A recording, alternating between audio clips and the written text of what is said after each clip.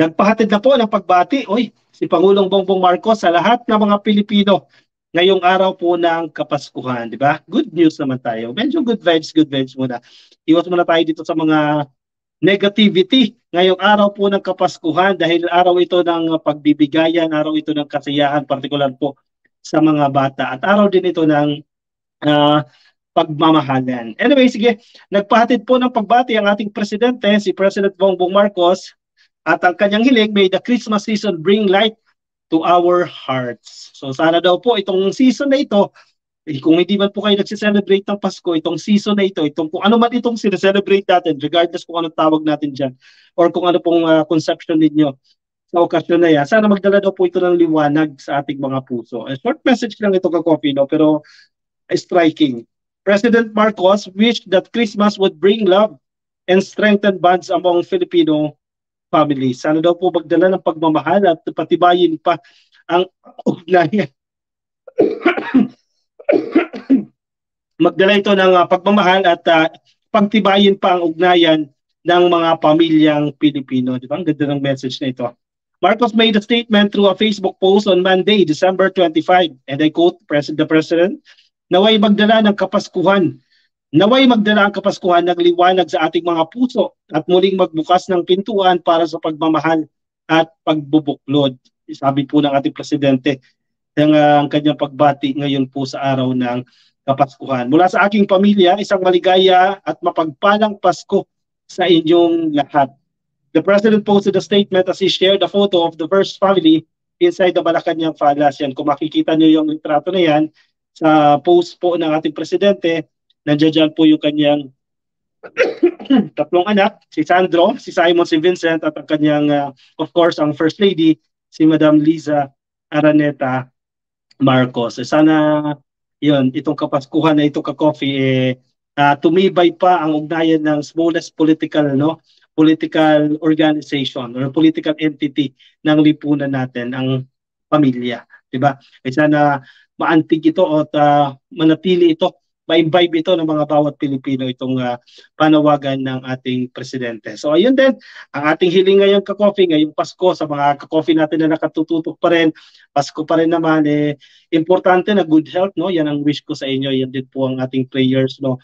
Na malusog ang ating pangangatawan kasi marami tayong mga gustong gawin, particular ako, halimbawa, no?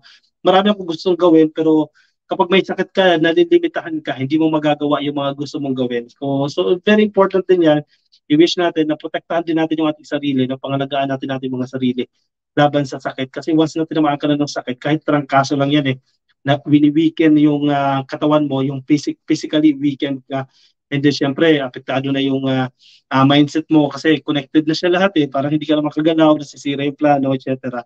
So ang hiling ko sa inyo, ka-coffee, ngayong Pasko at sana sa bagong taon na nalalapit, no, good health, yan, number one. Good health, and then susunod din yung mga blessings. Blessings will come kapag malusog ka, kapag trabaho ka, magagawa mo yung mga dapat mong gawin, susunod na yung blessings, no? At maging mabuti pa rin po sa ating kapwa. George Eligado Santos, get well soon. Watching from Canada. Hello po sa inyo. Happy viewing po sa inyo. No? Kay Hannah, Merry Christmas. Watching from South Korea. Happy viewing po sa inyo. Joby May, we admire you for that coffee. Di tulad ng mga peking sumusuporta noon, din naging toxic dahil umaasa na magkapwesto, nakakahiya. Hindi nabigyan ng pwesto, ganun ba yun? Kaya kumalas.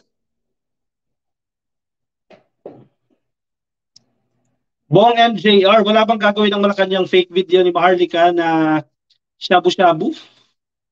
Si PBBM, paano kaya maaresto ang babae na yan, inaabuso na niya na mag-asawa porkit di siya pinapansin? I don't think na the president or even the leadership will stoop down to her level, no? Parang dinidisregard lang nila yan si Maharlika, parang walang bearing, no? Ganyan siya kung tingnan ng presidente at ng the government, no? Parang daldal lang yan ng daldal, di ba? Bakit sila mag-stoop down sa level niya? So, yan ang sa tingin ko. Kaya parang don't worry, kang ano. Marcos is the best president. Mahay po kayo, sir. Mabuhay po kayo, sir. Sabi ni Ana Marie Alejo. Pro Philippines, yan puso. Happy viewing sa inyo. Kay Wes, si Selma Lingat. Oy, Merry Christmas ka coffee. Nilagang luyang inumin mo, mabisa, mainit-init. Kapag maasim, lalo nangangatin na lamunan mo, I pray na gumaling ka na. Actually, 4 days na tayo nagluluya, no? Nilagang luya, ma'am. Tapos nilagyan natin ng kalamansi. Ang pait naman pala pag sinama mo yung kalamansi. Dong Mortel, pasalubong naman galing sa Japan. Matagal na po yung Japan ko. Late upload lang po yung Japan. Nang ano pa yun eh, nang November 1 pa yung Japan. Actually, October 30 pa yun. Late upload lang. Hindi kasi natin na-edit na lang isang araw lang. Darwin Sapalio, watching from Dubai. Happy viewing po sa inyo. Kay Baybayin Sally, Merry Christmas po sa lahat ng OFW natin. Happy viewing po sa inyo. Yung mga ka-coffee natin sa Facebook, nakikinig din si Ma'am Arlene Enrique. Shoutout po sa inyo. Kay Crisanto Fabros, kay Rodel Doronila Tagaytay. Uy, malamig dyan sa Tagaytay. Ang ganda ng apelyido ni Sir, no? Noel Cañete, kay Nani Binipayo, at kay Vion Ligaspi Fernandez. Happy viewing po sa inyo. Si Ma'am Aida Miguel, nagbabalik din po sa atin. Nandiyan dyan sa Facebook, ka-copy yan. Baka di pa kayo naka-follow, hindi pa kayo naka-like sa Facebook page natin. Ha? Click lang po yung follow, click lang po yung like.